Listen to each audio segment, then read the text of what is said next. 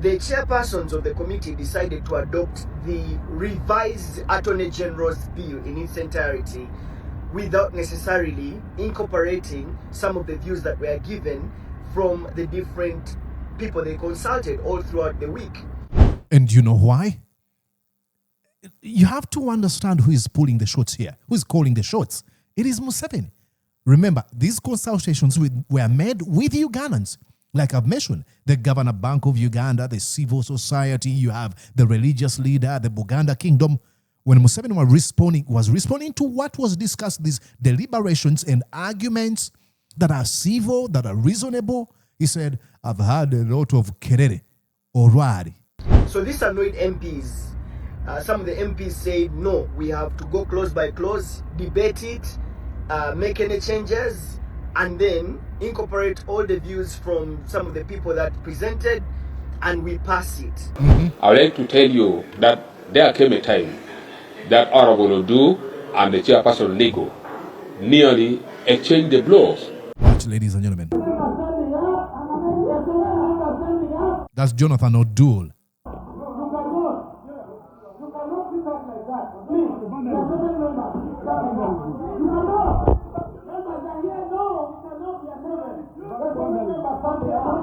That is where you are now seeing all the security personnel. And the chairperson had to call the security personnel. You can now see the heavy deployment. The UPDF are here, the police are here, the SFCs have now surrounded us. You're watching Mordecai Marissa Live Political Commentary. Please consider subscribing to help grow Uganda's Voices of Struggle ecosystem. Thank you. I cannot appreciate you enough for using your valuable time to always go on social media, break down things for people.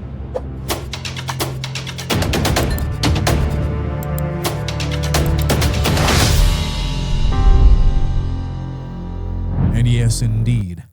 Broadcasting to you from these United States of the Americas. Good morning, good afternoon, and good evening. From wherever you're watching me and at whatever time you might enjoy this conversation. My name is Mordecai Marissa, and you're once again welcome to Mordecai Marissa Live. Ladies and gentlemen, this might be breaking news to you. Probably I should be playing my breaking news bumper right now. All right, let's do it. Breaking news. If you're just finding out, if you're just waking up and you're like, what's going on in Uganda? Mordecai hasn't been posting me for the last one day. What's going on? Okay, I'll tell you. Last evening, chaos erupted at Commonwealth Resort Munyonyo as members of parliament descended into what you could define as open confrontation over this stupid and controversial Protection of the Sovereignty Bill 2026. According to the reporting we got, tempers flared when a committee chairperson moved to fast-track the bill by adopting Attorney General Kiryowa Kiwanuka's amended version wholesale, effectively shutting the door on a close-by-close interrogation of public submission. We all saw what happened last week and the week before, where now you had the likes of Media Matembe, the Governor Bank of Uganda, the Religious Council, the Buganda Kingdom, and other entities and stakeholders in the country really weighing in on this extremely bizarre and popular bill. So they're like, hey, how about we listen to what the people said? Nope. So this is what pretty much triggered the outrage within the chamber. Again, they decided to have this conversation at Munyonyo. Many were warning that, weeks and weeks of public consultation were being casually discarded. And this is expected, and that's what makes it sad. I'm going to show you the reporting from Solomon Saranja, amazing journalist. He reported on what was going on. Listen to what he says here. Hi guys, I've just gotten off a call with one of the sources, members of parliament on the Legal and Parliamentary Affairs Committee and members of parliament on the Defense and Internal Affairs Committee have spent the entire Sunday in Munyonyo trying to conclude the bill. Tensions were high as some members of the committee wanted to flex with one of the chairpersons. Remember, these are two committees, so they have two chairpersons. And police had to be deployed, by the way. There was a bit of police deployment. But I think to really, It's not just mere police. Museveni sent in his thugs, the jackbooted thugs known as the SFC, like he usually does. He's never transitioned from a bush war mindset. When he sees any fly or any insect, the only thing he has in mind, get me my gun. I need to shoot this insect. All he does is deploy the military, the police, the SFC, all of them deploy them to threaten people. So that's what it means when it says the police. Came as a result of a disagreement. What we've heard from different sources indicates that when the committee was sitting, they are supposed to debate clause by clause, incorporating all the suggestions that they got from the public consultation. Exactly. On every clause. And then they would vote on each of the clauses. So one of the chairpersons of the committee said they should adopt the clerk to parliament of that committee presented or captured the different recommendations from the public and shared these recommendations with the MPs on the committee. Some of the MPs of the committee said they wanted to read the report, understand it deeply, so that they can debate clause by clause. What I have heard from the committee is that the chairpersons of the committee decided to adopt the revised Attorney General's bill in its entirety without necessarily incorporating some of the views that were given from the different people they consulted all throughout the week. And you know why? You have to understand who is pulling the shots here, who is calling the shots. It is Museveni. Remember, these consultations were made with Ugandans. Like I've mentioned, the Governor Bank of Uganda, the civil society, you have the religious leader, the Buganda Kingdom. When Museveni was responding to what was discussed, these deliberations and arguments that are civil, that are reasonable, he said, I've had a lot of kerere already. So that alone, that was a coded message from Museveni, call it a dog whistle, to these committee chairpersons and Kiryowa Kiwanuka that, hey, I don't care to the deliberations through the arguments that have been raised by these different people. I want my way. It is either my way or the highway. Period. And the committee chairperson, according to the sources that we've talked to, suggests that the committee chairperson ruled that they should go with the Attorney General's amended bill and vote on it. So he started to put the question on every clause, basing on the bill that was revised according to the Attorney General. So this annoyed MPs. Some of the MPs said, no, we have to go clause by clause, debate it, make any changes, and then incorporate all the views from some of the people that presented, and we pass it. Unfortunately, this wasn't the case, so it caused some tensions. Some of the MPs wanted to flex off with the chairperson of the bill, of the committee, saying this is not what it should look like. And of course, police was deployed. Some members of parliament tried to calm the tensions down. Eventually, they took a break of about 30 minutes for them to cool down, and they went back into the committee. What we've gathered right now, there's a section of MPs that have started to write the minority report, but what we gather is that the bill is going to be brought for second reading and third reading on Tuesday, and most likely it's going to be passed. This is exactly, it's going to be passed. That's what Museveni was trying to tell people when he said, I've listened to a lot of oral, how he usually pretends as though he's this wise, uniquely wise man. I'm going to try to speak like I am this. And then,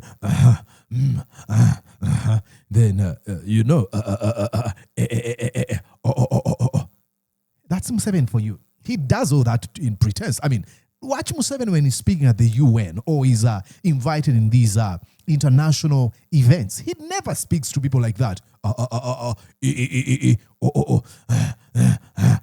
Then drinks coffee. Because to him, he's convinced himself that this a special guy. Oh, he's a rich man. He even drinks. That nonsense he usually engages in. So, when he said that was Kerere Oral, he was speaking to Attorney General and these, committee chairpersons, hey, telling them, I'm watching you.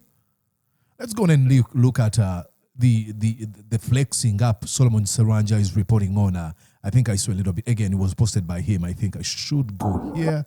The flexing here. Watch, ladies and gentlemen. That's Jonathan O'Doul.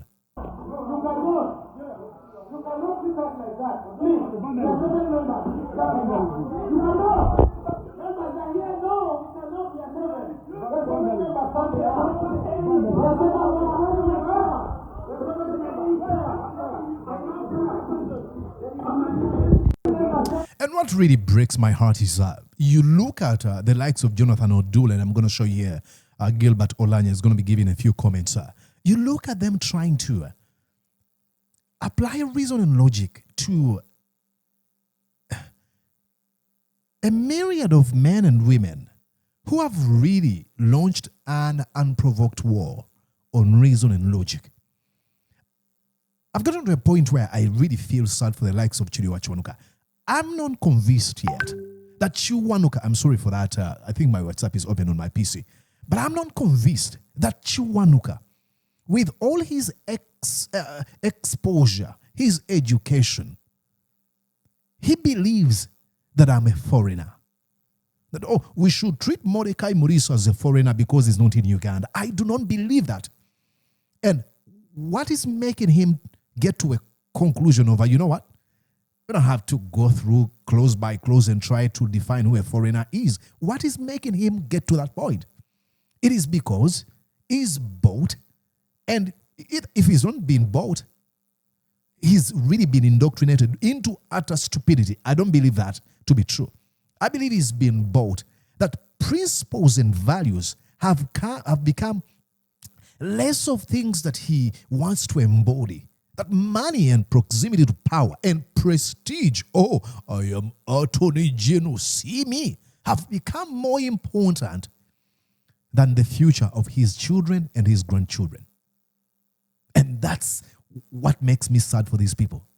I'm not really angry. I'm telling you, I'm not angry. Like, an emotion of anger, sometimes I believe, should be applied to people who have the brain cells that are able to understand what that emotion means.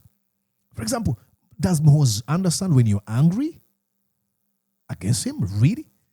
At one time I heard someone who made a very funny comment. He said, I would wish to punch you, but I do not believe that your brain cells have the ability to understand the concept of pain. I thought that was really funny. I like how you phrased it. I don't understand that your brain cells have the ability to understand the concept of pain. So that means that even if you punched him too, because the purpose of punching this person is to hurt them, for them to feel pain. But they do not have the brain power to feel pain. So why are you even doing it? Anyways, let me show you here.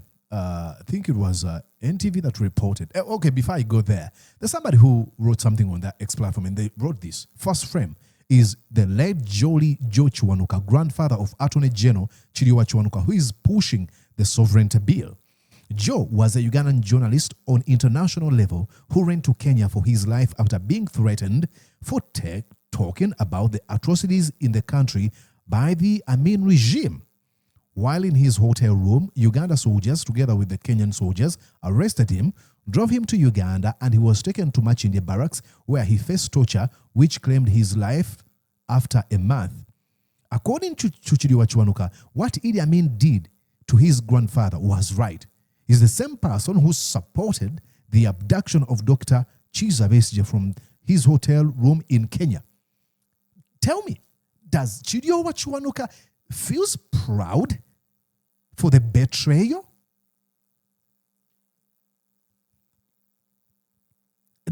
That's why I'm not convinced that this man is utterly stupid, that he doesn't understand what he's doing.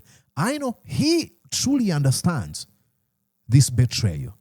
But proximity to power, prestige, and money, accumulation of wealth, have blinded him to the vices that are defining what he's become. It is sad.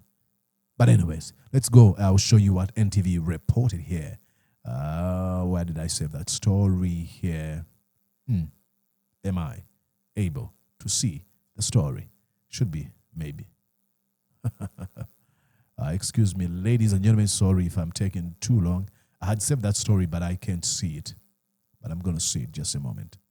I have two screens here. If you see me looking this way, I have a big screen here and I have a big screen there. Okay. All right. It should be around here. Okay. Come on, Mordecai. Okay. Let's start with Gilbert Olanya. Yeah, telling us what happened, you know. Here in Munyonyo, meeting started well, but I'd like to state it clearly that the views and the mood which is going on in this meeting is as if the leadership of the committee, they have really formed their opinion. And the way we look at it is like they... Because you know why? Those are not their opinions. Those are opinions of Museveni. Report has been written from somewhere else. And right now, they are in the verge of forcing all the committee meetings to accept the report which they did not participate in. The case in point, when the chairperson and the members moved that we should consider this report clause by clause, the chairperson started reading, and when he reads, without giving time to honorable members to deliberate, he could say, those who say hi, those who say no, say nay, and everything was being done in chorus, and you could hear members who were already assigned to make sure the bill passes. They could just shout chorously, hi, and you find everything going on amiss. I would like to tell you that there came a time that Honorable Odu and the chairperson Lego nearly exchanged the blows. Because the manner we were moving, it was not pleasing at all. So the way we look at it, we are not moving well in this bill. And then there are other clauses that members really wanted to deliberate on. For example, on clause 2. If you look at clause 2, that looks at majorly the political activities. Looking at the definition. The definition of a foreigner. Because from the original bill, it says any Ugandans who is not residing in Uganda is termed as a foreigner. That's laughable. Not because it's funny, but because beneath the laughter is sadness. We don't want to cry here. Are these people convinced that I'm a foreigner? Look, I don't mind if that's what they want to define me as, but this is not about me. It's about the future of a country.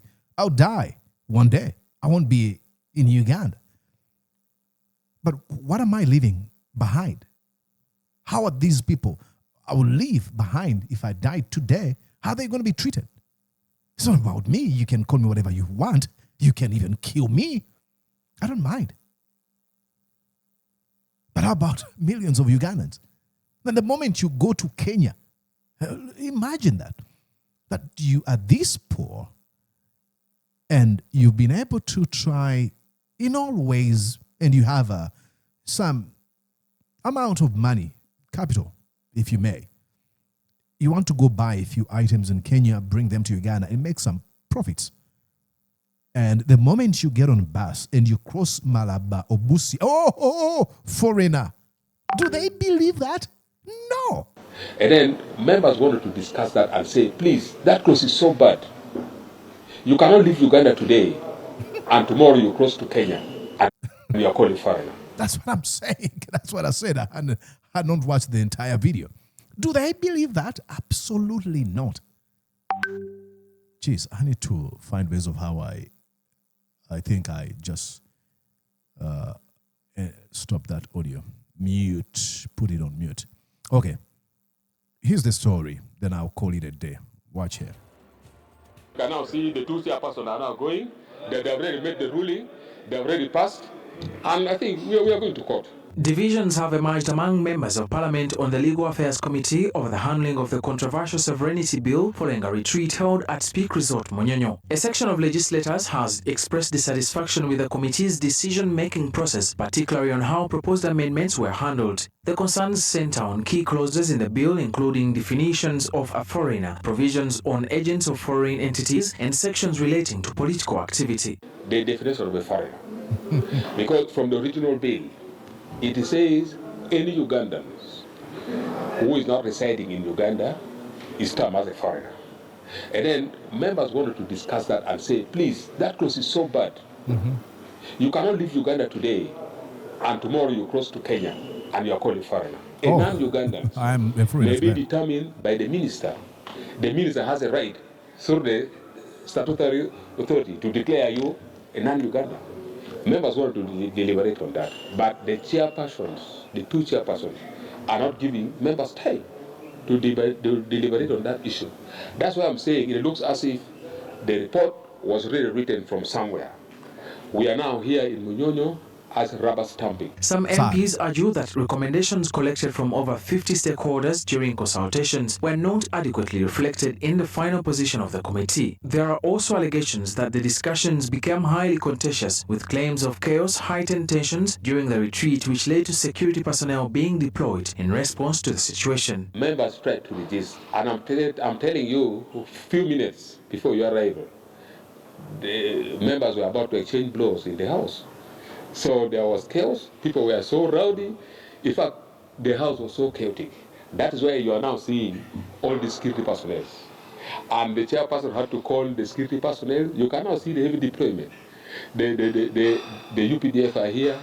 The police are here. The SFCs have now surrounded us, thinking that something may happen. Yes, almost.